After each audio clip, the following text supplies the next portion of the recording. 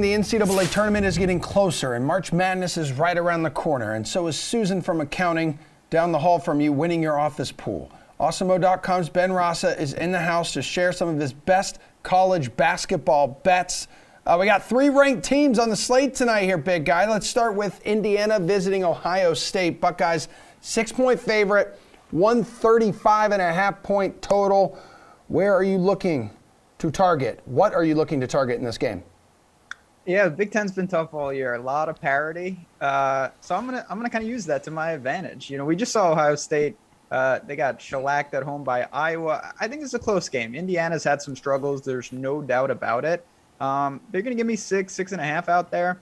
I'm gonna take the points with the Hoosiers. I think it's a competitive game. If they can neutralize the front court of Ohio State and stay out of foul trouble, I think Indiana, I'm not going to call for the upset, but I will call for them to keep it close enough to cover the spread. I like it. They got Ohio State, right? Back in early January. That was, oh man, they beat them by like 16. And they didn't make anything from 3. They were 2 of 15 in that game. So I like your mindset. I really like you, Ben. You're a good dude. Yeah, well, that's what we're here to do. We're going to get on a run leading up to March. That is the goal. All right, let's go. Let's see where you go this next one here. Number 7, Baylor on the road, creeping closer to the top seed in the Big 12, so 5-point favorite against Oklahoma State. What's the bet you like here, dude? So Baylor is certainly fighting through adversity. They're losing players all over the place, but they have a couple of key guys that I think do have a chance to come back in this game. And if they get them back, I don't think this spread stays at this number. I think Baylor is going to take a lot of money. I know they're on the road. Stillwater's a very difficult place to play. I'm going to go with Baylor, though. Oklahoma State really has trouble scoring. I think that comes into play here. It could be ugly, but Baylor pulls away late, and this one covers the number. All right, underdog, by the way, has cashed in 4 of the past 5 meetings, in this series as well. Interesting trend. UCLA, double-digit home favorite against Arizona State, 13.5 point spread. 131.5 point total. Looking for the road dog to cover here, Ben, or UCLA just too much for the Sun Devils? UCLA should be angry. The first time they played, it was an absolutely wild game. But Arizona State's gotten a lot better. They had a terrible start to the season. They're on a little bit of a run here. I don't think they can beat UCLA. But again, I think this stays close. I actually like the over in the game. Both teams are playing pretty efficient offense right now. Not overwhelming tempo, but I think they'll score enough. Arizona State's defense keeps them in the game. Not enough to win by any stretch, but when you're getting, 13.5, just keep it in contact. I think the Sun Devils do that tonight. Yeah, UCLA though, could really use some wins here, kind of propel them that higher seed in the conference tournament, even the NCAA tournament. Let's move to some conference futures here, speaking of that. So in the ACC here, dude, Duke, the overwhelming favorite, minus 1,000. That may be a little too juicy for you. So how about like Miami here, sitting at plus 5,000? Hurricanes have knocked off Duke already this year. Whose odds do you like right now in this conference? Yeah, it's a little tricky this time of the year because, as you just talked about, you're going to have some massive favorites because some of these teams are a couple games clear. The team I like in the ACC, they're not going to win the ACC, but I will say that Wake Forest is a team to keep an eye on. Ooh. They're playing really good basketball, 11-6 in conference. If they have a strong conference tourney, this is a name that you might be penciling in when you're filling out your brackets. Cool, I like that. What about one of the closer battles is in the A10? Davidson, minus 180, VCU, plus 260, Dayton at plus 425. Is it between the 3 of them, or can someone else pull through the A10? Well, my wife would love to hear you say St. Bonaventure right now. I do. I'll tell you who's not pulling through is UMass, so you can get them out of here. Okay. St. Bonaventure is an awesome team. I don't think they can win the conference, but another dangerous squad. I'm going to have to go with Davidson, 12-2 in the conference, elite 3-point shooting, really balanced, super strong at home, 11-1. They only have 4 losses on the year. So it's a pretty deep, I hope this is a multi-bid league, and I think it will be because I want to see VCU, I want to see St. Bonaventure. Those are teams that can absolutely play and could be a dangerous team come March. Yeah, cool. And I think if you would have purchased Davidson earlier in the season, you got some great value on them as well if they can pull through here. Crowded here at the top of the Big 12 standings. So Kansas, the favorite at minus 550. We got Texas Tech. There's Baylor, who we talked about, plus 600, and then at plus 700. Worth a shot there on Texas Tech? What do you think, Ben? And Baylor, or is this one Kansas is all the way? Yeah, Kansas always seems to find a way, and they are a very good team. There's no doubt. I'll give some credit, though, to Texas Tech in particular. The way they play defense, I just watched them on Saturday against Texas. It's just absolutely smothering defense. They're undefeated at home. Extremely difficult team to play against. So, again, It's Kansas's league to lose. They're going to be there, but I would love to see these teams match up again in the conference tourney. Texas Tech has everything that you want as a team. I don't think they can overtake Kansas, and that's why the line's the way it is. But what a strong Big 12 conference we have this year. Yeah, seriously. So I'm looking at the fun fact here. So by winning out and Kansas losing 2 of its last 5 games, like Texas Tech and Kansas would be tied for first place, and the result, Texas Tech sweep of Baylor and then a split with Kansas, they'd hold the tiebreaker over those 2, over Baylor and Kansas. Yeah, you're going to have to look at little edges like that because we don't have that many games left. There's no way these teams control their own destiny. So you need some help.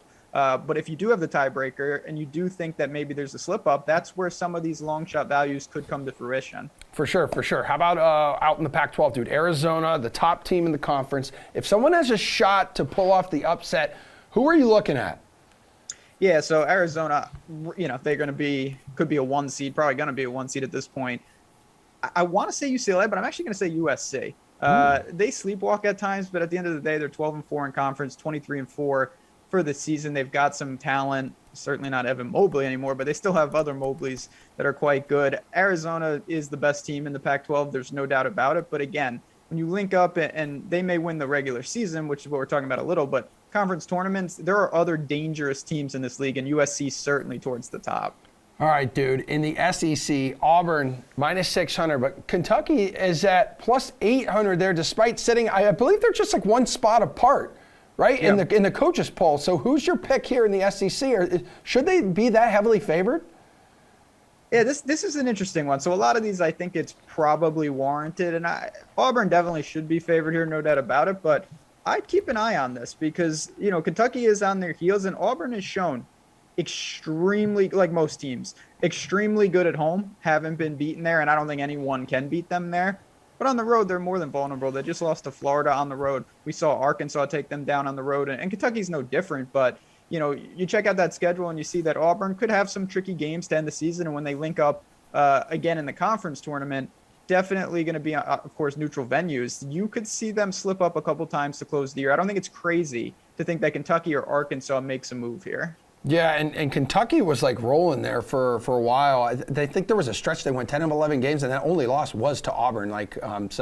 These 2 teams have just been colliding, and they hate each other quite a bit. Yeah, Kentucky's got to get over. They're a little banged up. Ty Washington and a couple other guys. If they can get everyone, and some of them are playing through, dangerous team, no doubt. Big East, let's go there now. Providence needing overtime to knock off Butler yesterday. That was a sweat. They're the top seed right now, though. But as of the moment, Villanova is the favorite for the conference at minus 190. There we go. We got the numbers up on the screen. The Friars in at plus 115. Hello, UConn, plus 15,000. What's the bet in the Big East?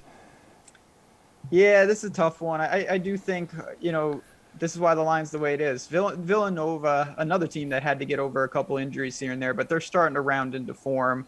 14-3 in the conference. Providence is a good team. There's no doubt Watson's a problem in that front court. They found a way they were down a lot of points to Butler yesterday, and they did get that key win. I still think Nova's won 5 straight, hitting their stride at the right time. Jay Wright knows what he's doing. Villanova once again, Big East champs. Yeah, Ed Cooley though, you gotta agree, is right, and he's got to be the favorite for Coach of the Year right now, or at least one of them up there. Yeah, they're great. Providence has had an outstanding year. There's no doubt about it. Another dangerous team come tourney time. Lots of drama in the Big Ten, dude. After the Michigan-Wisconsin game, what did you think about that, by the way, yesterday with Juwan Howard kind of slapping? He didn't kind of. No, he actually did slap a Wisconsin assistant coach, getting into it like with the head coach as well. Yeah, I mean, what I thought about it is I was in the zone to root on Joaquin Neiman, and I turned on the TV and there was a melee in the Wisconsin game. So obviously he's in big trouble. You can't do that. No, you can't. It's been a rough year for Ann Arbor Wolverine backers.